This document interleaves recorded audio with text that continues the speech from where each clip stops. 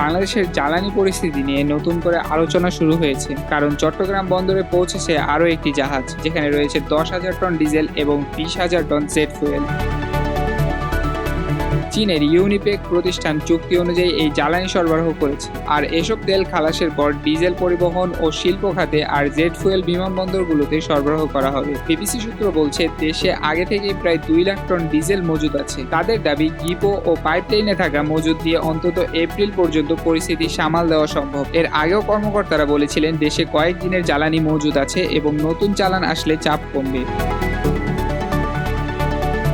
তবে এখানেই তৈরি হচ্ছে প্রশ্ন, কারণ মাঠ পর্যায়ে ভিন্ন চিত্রের অভিযোগ পাওয়া যাচ্ছে। চট্টগ্রামে লাইটার জাহাজ, মাছ ধরার ট্রলার সহ কিছু খাতে রেশনিং করে ডিজেল সরবরাহের কথা বলা হচ্ছে। অনেক পেট্রোল পাম্পেও চাহিদা মতো তেল না পাওয়ার অভিযোগ রয়েছে। অন্যদিকে মধ্যপ্রাচ্যের অস্থিরতার কারণে মার্চের নির্ধারিত কয়েকটি চালান পিছিয়ে গেছে বলেও রিপোর্ট প্রকাশিত হয়েছে। এই চাপ সামাল দিতে সরকার 3 লাখ টন ডিজেল জরুরি ভিত্তিতে আমদানির নীতিগত অনুমোদন দিয়েছে। অর্থাৎ সরকার প্রকাশ্যে সংকটের কথা জোর দিয়ে না বললেও অতিরিক্ত আমদানির সিদ্ধান্ত পরিস্থিতির গুরুত্বই বোঝাচ্ছে।